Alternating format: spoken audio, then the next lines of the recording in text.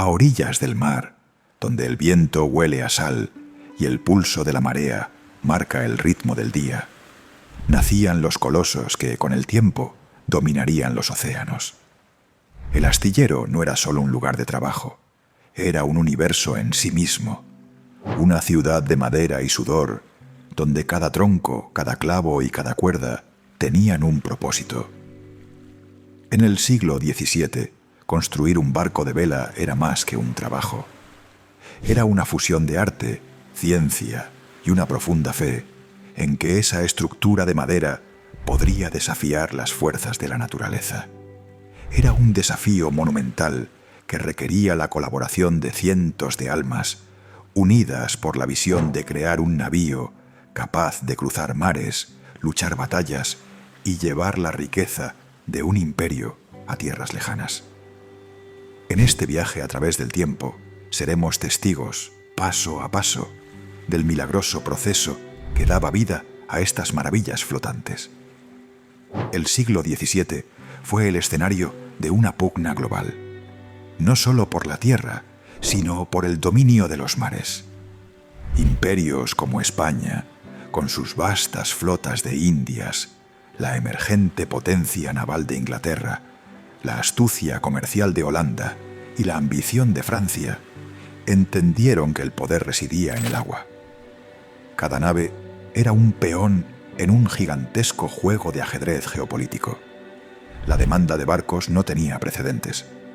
Los mercaderes necesitaban embarcaciones robustas para transportar especias, sedas y oro.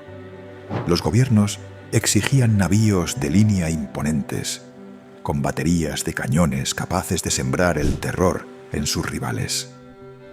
Los astilleros, desde los fiordos escandinavos hasta la bahía de Cádiz, se convirtieron en el corazón de esta carrera.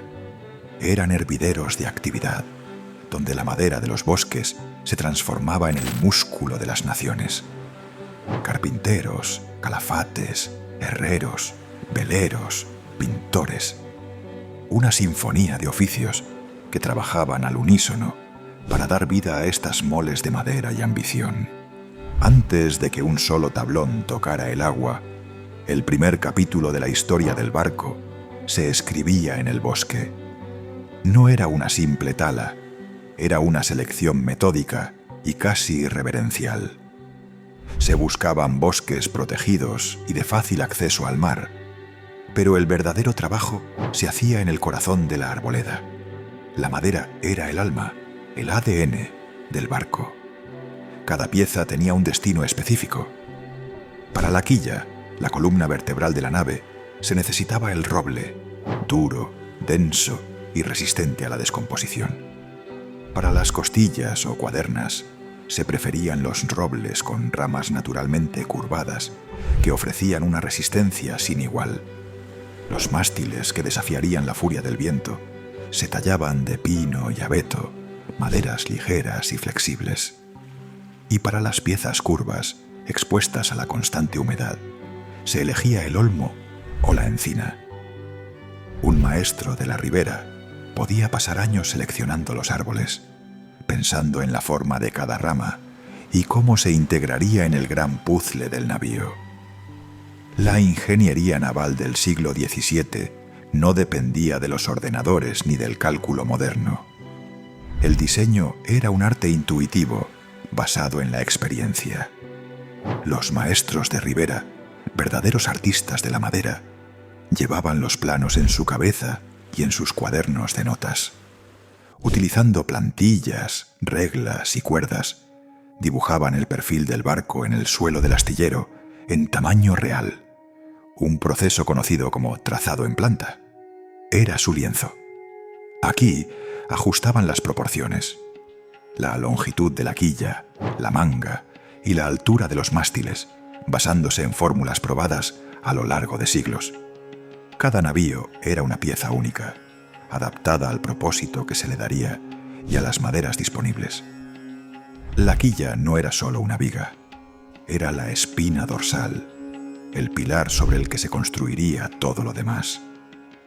Construida con grandes vigas de roble, unidas con encastres precisos y reforzadas con pernos de hierro, Su colocación era el momento de la verdad.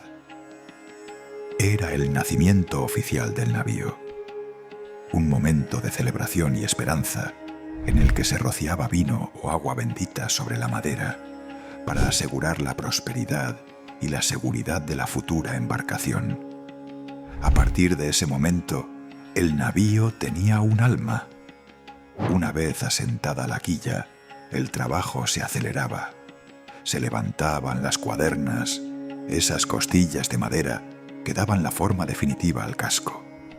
Los carpinteros usaban piezas de roble curvadas naturalmente, lo que garantizaba la máxima resistencia. Una vez fijadas, el barco ya tenía su esqueleto. A continuación venía el forro, la piel de la nave. Tablones de madera se colocaban con meticulosidad, desde la quilla hacia arriba. El olor a brea caliente impregnaba el astillero. Este líquido oscuro y pegajoso, mezclado con estopa, era la clave para el calafateo. Los carpinteros martillaban la estopa en cada rendija, creando un sello hermético para evitar filtraciones.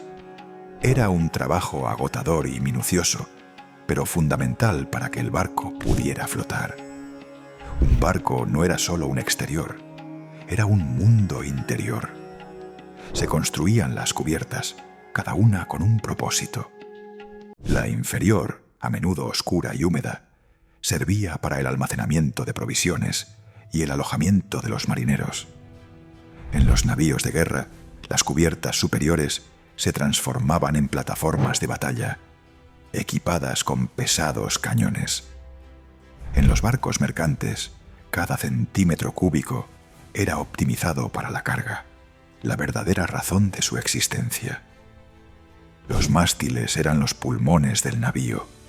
Eran troncos gigantescos de pino, pulidos y tratados para soportar la constante erosión del mar y el viento. Su erección era un espectáculo de fuerza y coordinación, una maniobra que requería la colaboración de decenas de hombres y primitivas grúas de madera.